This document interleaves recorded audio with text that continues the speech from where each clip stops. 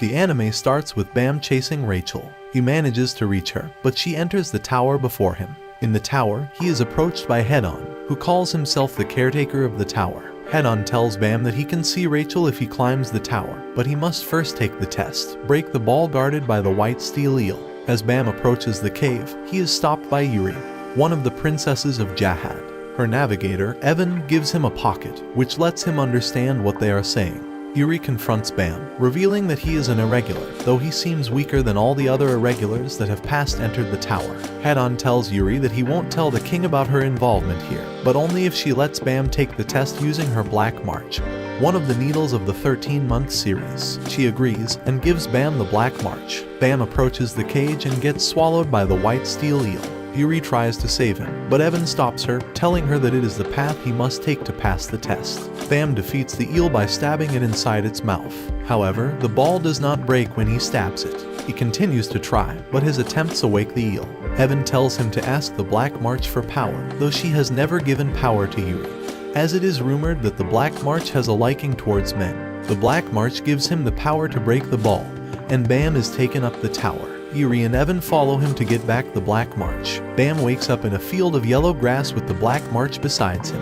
A lighthouse in the sky is broadcasting a voice, which is explaining the rules of the next test. The announcer explains that there are 400 regulars and they need to reduce that down to 200 within the allotted time. Lero Rowe is seen looking over the field. After taking a few seconds to understand the implications of the rules, Bam hastily grabs the Black March and starts to run. However, he trips and a large brown guy with a giant kunai knife starts to chase Bam, before pinning Bam to the ground and preparing to attack. However, the brown guy is killed by an archer, who is in turn killed by Levin with his sniper rifle. But before Levin can shoot Bam as well, he is stopped by Rak. Kun is watching the number of regulars decrease when a large red guy with 4 arms attacks him. Bam stands in front of Dottie and readies the Black March to strike. Levin tries to intimidate Rak by pointing his rifle at him, but Rak just bends the barrel and tosses the gun away. He sees Anok and wonders if the strength he feels is from her, but he senses it is actually her weapon, the Green April. However, Rak senses another formidable presence, which is the Black March in Bam's possession. While Bam is trying to muster up the courage to attack Dottie, Kun approaches, lecturing Bam about his posture. This causes him to point the Black March towards Kun, which makes Kun ask if he should not point it towards the one behind him, which ends up being Rak. The hunter attacks Bam, referring to the irregular as a black turtle. The blue-haired boy mentions a talking alligator would be worth a lot of money, which angers the hunter. He is not an alligator, he is Rak Wraithrazor. The hunter insists on hunting Bam, to which the blue-haired contestant shows his disdain for anyone participating in the culling. He thinks they are fools for blindly obeying the tower's rules. This makes Rak even angrier, but the boy is not afraid. He simply turns and walks away, leaving Bam to face the beast alone in favor of finding himself some strong allies. As he turns to leave, he notices Bam's weapon and changes his mind. Bam resolves to fight Rak so he can find Rachel, but the blue-haired boy distracts the beast so he and Bam can make an escape.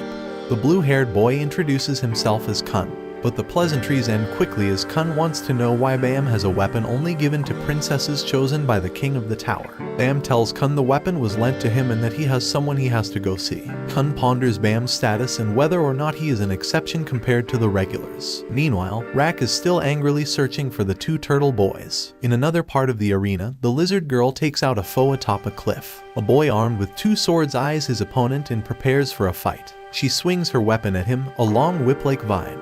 The 2 fight hard, evenly matched, though he thinks he is the stronger. A stranger in a purple tracksuit watches the fight.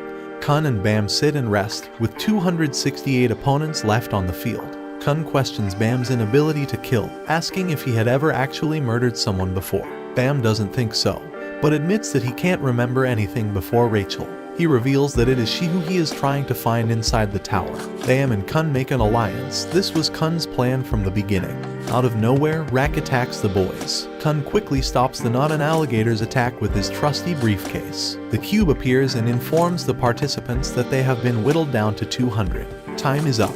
Anyone who continues to fight will be disqualified. Rak will no longer be able to exact vengeance on Kun and Bam. The lizard girl and her opponent have not finished their fight yet either. The cube announces the second test. Group up into teams of 3 allies, all of which should be touching before the timer runs out in 5 minutes. The man in the purple tracksuit believes it is fate that brought him and the 2 evenly matched opponents together. His opponents introduce themselves. The 2 walk off to find their 3rd ally, ignoring Ship Lisu as he screams. Not convinced by the cube's instructions, Rak attacks Bam and Kun. Rak refuses to team up with what he considers his prey. Kun rises to the challenge. He insists he and Bam will murder Rak and find an ally within 1 minute. Bam interferes before Kun and Rak can fight. He knows Rak is really after him. Bam throws down his weapon. Standing alone with no means to defend himself, he invites Rak to hunt him. This angers the predator.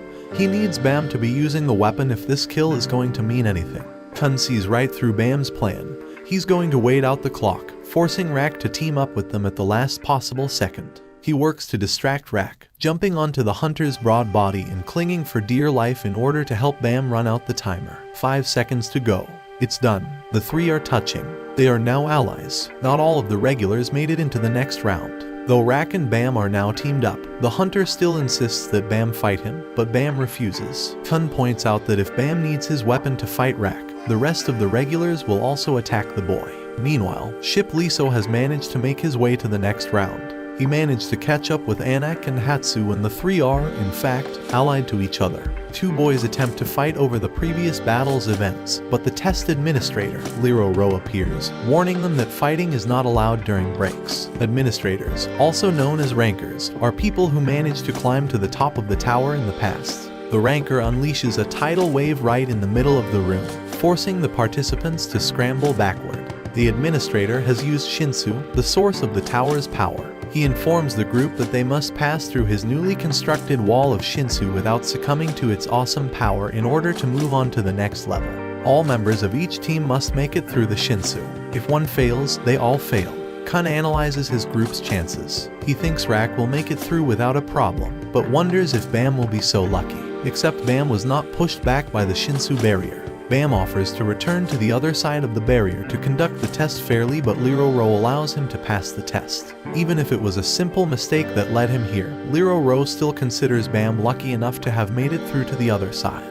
Kun doesn't seem to agree. He knows this was not some random event. The regulars are having a tough time even penetrating the barrier. Liro Ro suggests he and Bam make a bet as to who will be the first to join them. If Bam guesses correctly, the ranker will answer questions Bam might have for him. Both choose Anak and they are correct. Anak passes through the barrier first, followed quickly by Hatsu. Both simply walk through the wall with no struggle.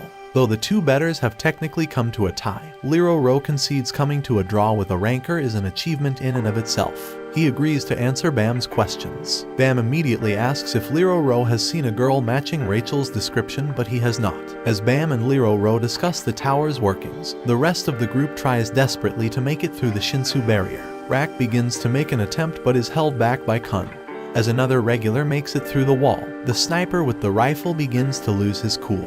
He's angry that Bam passed the test so easily. Liro Ro puts an end to the sniper's outburst. He reveals that the Shinsu can make a person immortal if they can withstand its power, while simultaneously causing a smaller wall of Shinsu to form around the angry regular. The sniper is driven to madness inside the swirling blue wall of energy as the ranker informs the group they will be subjected to the Shinsu every day if they make it to the 30th floor or higher. The sniper can't comprehend such torment, but it doesn't matter, he has failed the test. Having seen enough, Kun and Rak decide to make their attempt as Ship Liso begins to force his way through with great effort. Rak enters the Shinsu easily and so does Kun. Liro Ro shares his approval of Bam and his group making it through the test but warns the irregular not to become too friendly with Kun. Ship finally breaks through the heavy wall. A second team has passed the test. The victors are taken to another room where the 3rd test will take place. A blonde figure watches the group, instantly recognizing Kun and referring to him by his full name, Kunegro Agnes. In the pouring rain, we learn a new princess has been chosen, Maria. But what will happen to Agro? Apparently, the answer is obvious. Because his sister was not chosen as princess, his entire family will now be dismantled and exiled. Kun is revealed to have been the brother of the girl not chosen as princess. It was used. He must trust no one, so says his own mother. Bam interrupts Kun's reminiscing of the past. He's noticed the ceiling is bright in this new level of the tower, except the ceiling is actually the sky, and Rak thinks it's hilarious that Bam has no idea what the sky even is. Bam thinks he's beginning to piece together what this actually means, that Rachel never needed to climb the tower to see the stars, except what the regulars refer to as the sky is just a recreation made of Shinsu. Many don't even believe the sky exists at all. After hearing of Rachel's goal to see the stars, Kun begins to question her motives and her reasons for taking care of little caveman Bam for so long. But what else would you expect from a guy whose own mom taught him to distrust literally everyone? A scream interrupts the two allies' argument. Kun assumes it was a death cry. Now all the boys can think about is how dangerous the next test might be. A bizarre contestant with an oddly smooth face offers to give Bam's team a hint about the next test. Using his great intellect, he says he used simple deduction to figure it out. Every team that passes the test does so in 5 minutes or less. After the team realizes the truth behind this, Bam is grateful, but Kun doesn't trust his competitor's motives, thinking he is using the team to prove his own theory. The helpful stranger warns Kun about the dangers of being too cautious, throwing the blue-haired regular's family heritage in his face in the process. Kun was abandoned by his family after a terrible betrayal. Kun pulls a blade on the stranger, not wanting to hear any more. Next team enter. Our boys are up. Upon entering the next test, the team is met with a clock, seemingly confirming the stranger. Inside the next area is Yuhan, the director of this test. Kun seems to recognize the director as Yuhan informs the group of the rules of their test. Open the correct door. The group will only be allowed to try one door, and they must complete the test within 10 minutes or face forceful termination. The group grows angry, feeling they were not given enough information to work with. Too late. The test has started, the clock is ticking. Kun goes into detective mode, attempting to ignore Rak's angry rants and Bam's pleas to work together, choosing instead to focus on the clues and try to deduce the correct strategy. Kun questions the clock. Why would this be necessary when they have pockets to tell the time with? He remembers his mother's words, "You mustn't believe what anyone says." Kun's focus is broken by the haunted whispers of past rumors, accusations that he and Maria, his half-sister, were a couple, accusations that Maria was simply using Kun to get ahead in the race to the top. Maria was chosen as a princess of Zahard, abandoning Kun and his family after her ascension.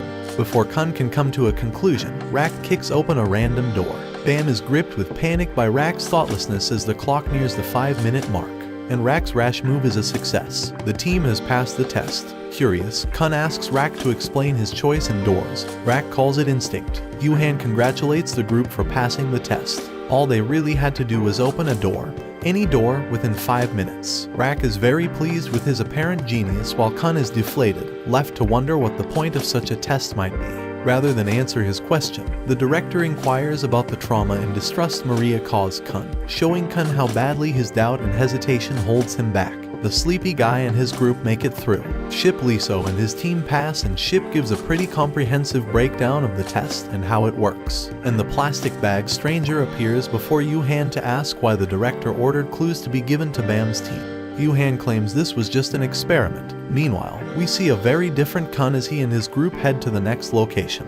While Kun does not want to talk about Maria with his teammates, he tells Bam he hopes he does eventually find Rachel, and that the two will finally be able to see the stars together. Another jump, and we see a group of 3 allies standing in the tall grass, blood splattered all around them. They have passed on to the next test. This new round of regulars will be thrown directly into the 3rd test. Administrator Quant decided to speed things up a bit by hosting the 1st and 2nd tests simultaneously, culling all but the final 3 allies. Yuhan is not impressed with Quant's liberal interpretation of the test and suggests the higher-ups could be quite upset if they found out about what Quant did. Quant begs Yuhan to cover for him and beats a hasty retreat as Yuhan gives a call to Liroro.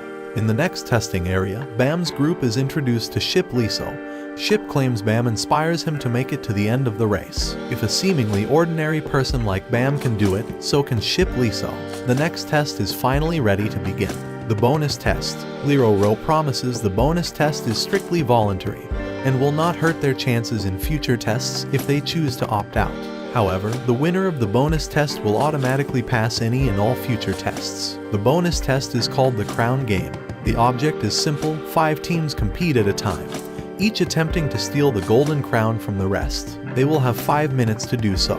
Once a member has stolen the crown, they sit in a throne, wearing the crown until the end of the game while their allies fight to defend them from the rest of the teams. The person wearing the crown must not leave the chair for any reason or every team currently in the room loses the test. Oh, and by the way, the winning team of the mask culling test will just so happen to be sitting in on the crown game. The groups weigh their options. Most choose to wait for later rounds, but Anic and Hatsu just want to get this over with. They enter the ring. Only one other group bold enough to go first. Anic single-handedly takes out Khan's group with her vine whip, drawing attention to her unusual weapon. While all eyes are on the lizard girl and her powerful weapon, Bam's attention is drawn to the Black March, which seems to be vibrating in response to Anic's whip. Realizing it's pointless to fight, Khan's group makes a break for the throne. She uses her whip to create a gust of wind, knocking them backward and snatching up the crown herself. She does not intend to let any of the groups take it from her. Bam looks up and notices the hooded blonde girl slinking around in the arena.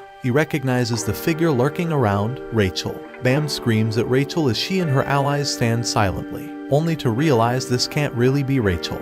He doesn't believe she would treat him this way. Back in the crown game arena, Anic's team fights over who should wear the crown. Ship Lisu understands he's the weakest of his group and thinks it should be him that is protected by his allies. Of course, it doesn't matter. If the wearer of the crown moves from the throne, their group will lose automatically. Anic will get to keep her place. For now, before the next group can enter, Hatsu gives Ship a pep talk. Hatsu tells Ship he believed in him. It's only natural to trust your teammates. This excites Ship, putting him back in the mood to fight. Ship Lisu kisses Hatsu in Tower of God. Bam, Kun, and Rak decide to sit out the second round of the crown game, after Rak is bribed with a bunch of chocolate bars, but two teams sign up for the showdown this time. Ship Lisu will face off against the competitive woman from the Sleepy Guys group. At last, Clocker's team makes a rush for Hatsu, but he expertly thwarts their attacks. Meanwhile, Ship thinks he has his own fight against the competitive woman and her horned teammate is going well, but they get the drop on him. Thankfully, Hatsu comes to his rescue. In a flashback, we find out Loro decided his group should fight in the second round. He recognizes the longer the rounds go on, the more likely Anic will be removed from the throne.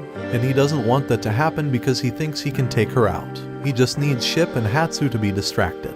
Just when Hatsu is distracted, Loro wakes from his nap and hurls a giant wave of Shinsu directly at Anic. Luckily, Hatsu is able to shout a warning to Anic, buying her time to dodge the wave while protecting the crown from falling from her head.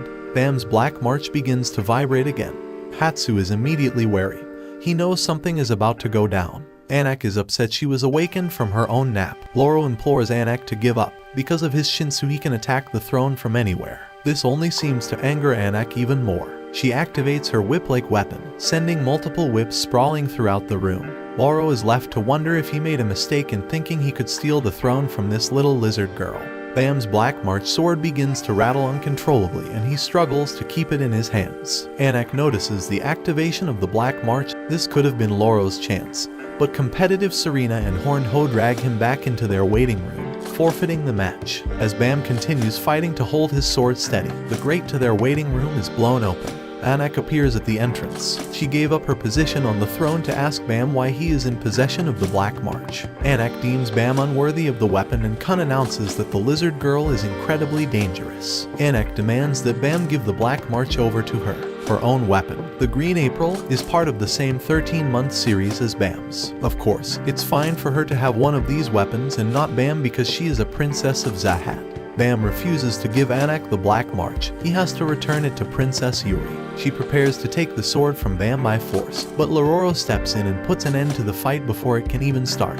Before heading back to her waiting room, Anic offers Bam a bet. If his team can last until the end of the crown game, she will give him the Green April. But if his team loses, she will become the owner of the Black March. Bam tries to turn down the bet, but Anic promises him she will kill him for his sword after the bonus test. Anyway, before Bam can make up his mind, Kun and Rak do it for him. The bet is on and the crown game will continue. As the losing team makes its way back to their waiting room, Rachel's mysterious teammate whispers to Anic, calling her an imposter as a smile spreads across her face. Anic attempts to attack the participant, but her teammates put a stop to it. Bam apologizes to Kun and Rak for forcing them to fight before they had initially planned to, but Kun is happy with the results. Anic is down from the throne. Besides, Kun is starting to recognize just why Bam is so special, his loyalty. Kun is comfortable fighting by Bam's side now. And what good timing. The allies will have to face off against a whole bushel of teams now. Everyone's coming out of the woodwork now that the little lizard girl is out of the picture. Just as everyone starts to make a rush for the throne, Kun reveals he's already gotten hold of it. He could put an end to this round in an instant, but he decides it would be much more fun to fight his competitors anyway. He stashes the crown in his briefcase and challenges them to take it from him. Growing tired of fighting, Kun decides to let his competition take each other out, and hurls the crown into the middle of the room as he instructs them to fight amongst themselves instead. And, of course, they do. In the chaos, Kun places Bam on the throne and gives him the crown. The real crown, which he has been in possession of the entire time. The fake crown sitting on the floor surrounded by the regulars who had just been fighting over it. Seeing Bam on the throne, Rachel's mysterious teammate decides it's time to get ready for the next round. She asks if it is okay to kill all of their competitors. Rachel takes a long look at Bam before giving her answer. Yes, we get an answer to one mystery right out the gate. And thank goodness for that, because there are so many more questions we need answers to at this point. Kun's briefcase holds the ability to copy items placed inside it like some weird Xerox branded Mary Poppins bag. That's how he was able to get a hold of extra crowns. Oh, but that's not all. He also managed to smuggle extra allies into his bag.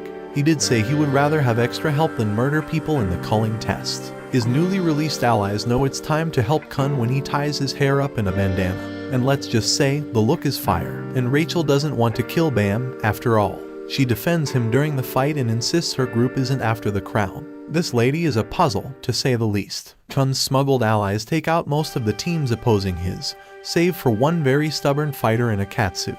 This regular makes an attack on Rachel, causing Bam to leave the throne and crown behind as he protects her, and literally becomes Shinsu, destroying the crown and forcing the game to end without a winner in the process. The results of the crown game leave Lero reeling. He now feels distrustful of the administrators and the test as a whole, though he has to admit Bam could certainly use his powers to destroy the tower if he wanted to, and the crown game did reveal that information.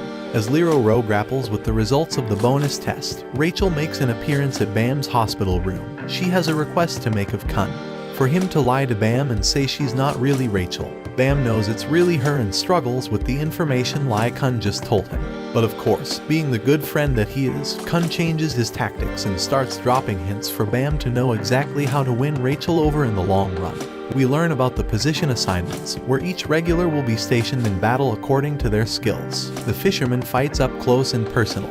The spear bearer is a ranged fighter. The light bearer is the strategist. The scout is recon. The wave controllers are the Shinsu users. These are the positions the regulars will be given in battle based on their performance in the test. Despite being asleep in a hospital bed for days, Bam didn't need to take a test to find his position. He's the wave controller. Hatsu and Shibisu make friends with Bam and Kun. The scout test requires students to make 9 friends in a week.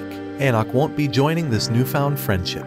Not just because she is now in possession of the Black March, but because she unilaterally decided to dissolve her own team. And Dorsey finally reveals her name as she introduces herself to the regulars, and Bam convinces her to become friends with Hatsu and Shibisu. Oh, but the big reveal, Anik is not Anik. The Anik who was formerly a princess of Jahad is dead. This little green lizard girl is her orphan daughter climbing the tower to exact revenge on the princesses of Jahad for the murder of her father. Once a woman becomes a princess of Jahad, certain aspects of normal life are forbidden, like having children. And yet, Anik's mother did, with a humble chicken pie chef. This makes Anik a crime. The power of King Jahad given to Anik's mother was passed to her daughter when she was born.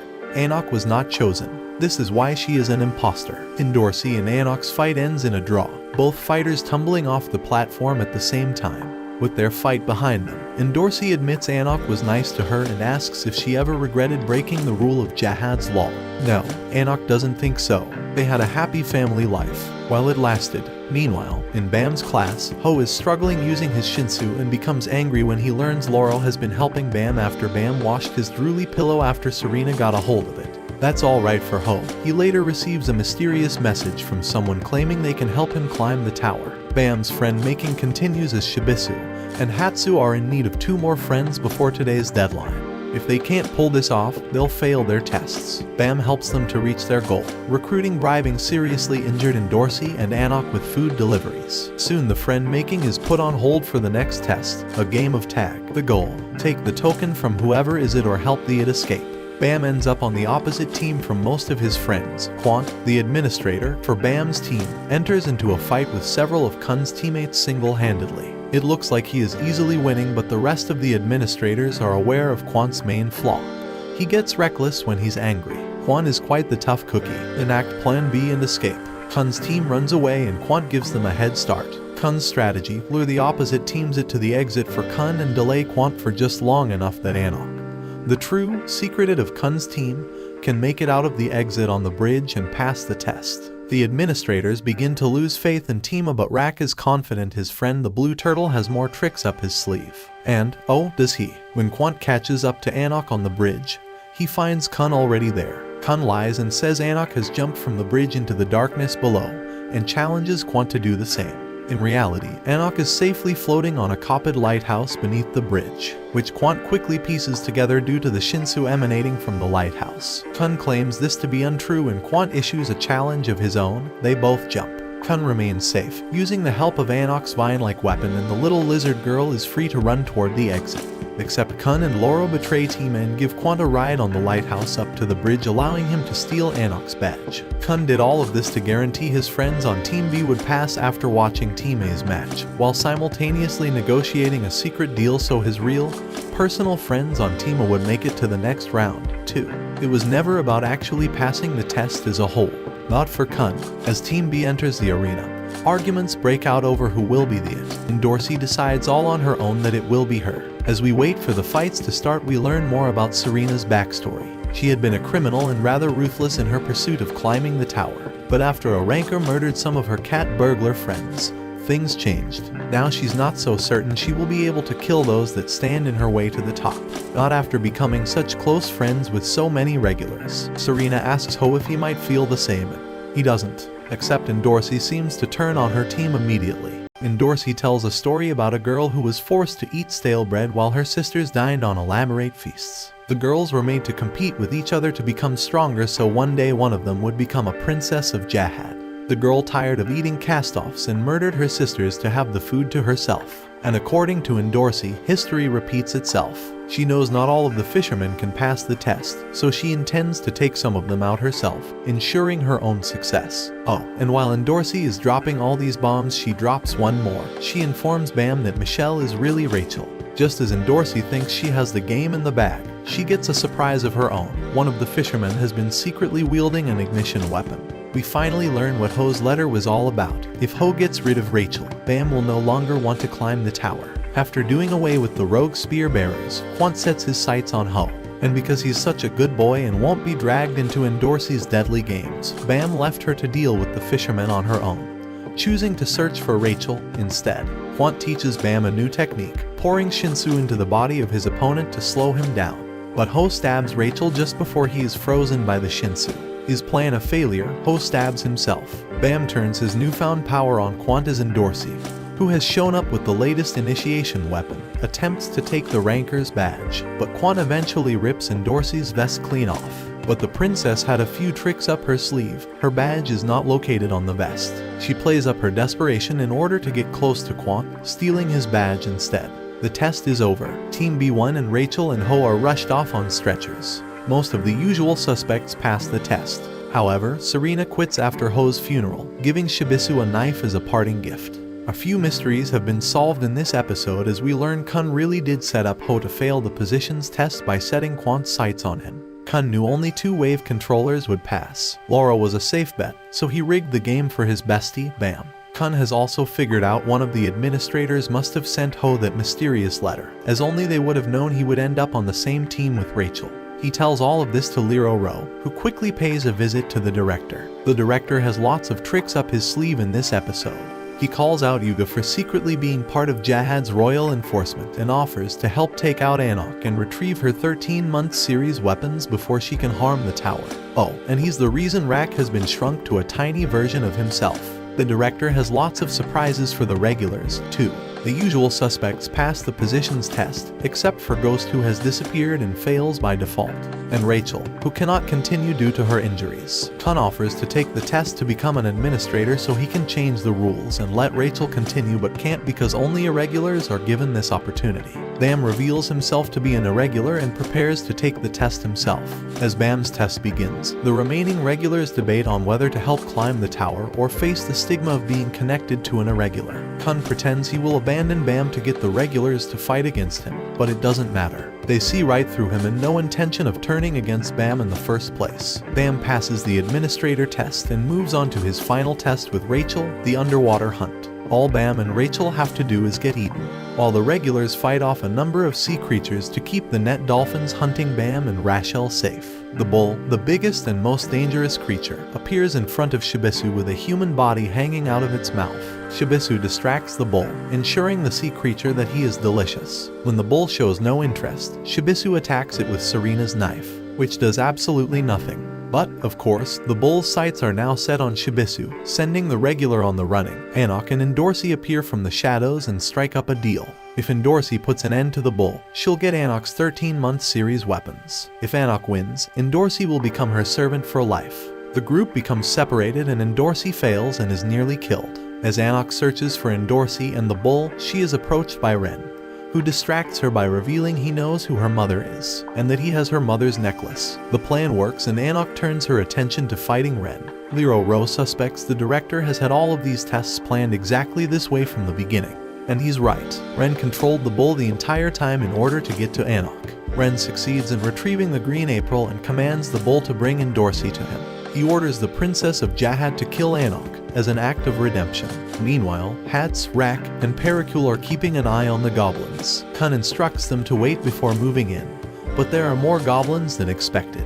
As one of the goblins prepares to attack Hats, Pericule reflexively skewers it with his spear, prompting the rest of the goblins to attack and ruining Kun's strategy. Ren gets excited thinking he's controlling Endorsi. But, of course, Endorsi has bonded with her little niece and spares her life. She'd rather have lunch with Anok instead. She gives the little lizard girl the green April in exchange for the Black March, and the two turn their attention to Ren. It works for a while, but Ren makes an effortless comeback. But his attack is cut short by Yuri, who has finally caught up with the group after stumbling across Shibisu. Yuri refuses to allow Ren to retrieve the 13-month series weapons for King Jahad, insisting she'll do it herself. Ren and Yuri face off, and because she's also a ranker, the princess quickly dominates the sneaky rice boy. Rak easily outruns the stampeding goblins, but changes his mind mid-flight, deciding he'd rather stand and fight. Rak seems to be enjoying himself, but Pericule grows more and more frightened as the goblins close in. Suddenly the regulars find themselves floating in the air. Loro has bothered to wake up long enough to get his teammates out of this jam, right after redirecting the pigs toward the goblins, causing the regulars' enemies to fight each other instead. All according to Kun's plan, of course. Oh, and during all of this drama, a mysterious new person who looks an awful lot like Kun shows up and just shuts off surveillance cameras right as the director and Lero Ro are about to discover Yuri has crashed the test. He offers to take Kun to see Maria while the director interrupts Evan and Curtin with some nice coffee. He knew all along it was Yuri and that Evan and Curtin were on their way. Evan realizes this is all a setup and tries to warn Yuri not to help Anok's daughter, so she sets Curtin on Ren instead. Oh, and Kun turns down the chance to see Maria. Meanwhile, Rachel and Bam haven't had much to do besides Bam talking a lot about how much he's changed since his days in the cave. The two have been floating in a big ball of Shinsu the entire time, just waiting to be eaten by a giant fish. In his dying moments, Ren sends the bull after Rachel and Bam. Bam fights hard against the bull and the two are finally eaten by the fish. Then Rachel stands from her wheelchair and shoves Bam right out of the Shinsu bubble. As it turns out, Rachel was never chosen to climb the tower. It was always Bam. Rachel was simply taken by mistake. As a result, she grew to resent Bam for passing the white steel eel test, a test she couldn't even muster the courage to attempt. Desperate to climb the tower anyway, Rachel promises Head-On she'll do anything if given the chance. Head-On agrees. All she has to do is make sure Bam dies. Wait, what? Rachel secretly wished someone else would take Bam out as the rest of the tests raged on, doing her dirty work for her. She was certain she could never actually kill him herself and tried to figure out ways to climb the tower without having to hurt Bam, but did not have enough points to do so. Rachel had a little help along the way, of course, as the test administrators sent a navigator to leave Ho the note that would set him against Rachel. Of course, Rachel had a heads up that she would become such a target, and that she'd have a choice to make. We learn that Rachel had actually let herself get stabbed by Ho in order to create a situation in which she would constantly be by Bam's side, so she would eventually have the chance to murder him. To Rachel's credit, she did try to warn Bam away from her and pretended not to be Rachel at first in order to keep him away. But Bam being Bam, he won't or can't abandon Rachel. This gives her the perfect opportunity to get him out of the way as their platform is about to be eaten by the giant fish. And to her discredit, once she realized Bam was becoming a star and she wasn't, she resolved herself to the task at hand. Her jealousy aided her attempted murder. After being eaten by the fish and spit back out on dry land, Rachel is questioned by the rest of the regulars. They all want to know where Bam is. Rachel lies, blaming Bam's disappearance on the bull's attack. If there's any kind of silver lining here, the regulars did pass the test. But it doesn't make any of them feel very happy, especially Rak and Kun.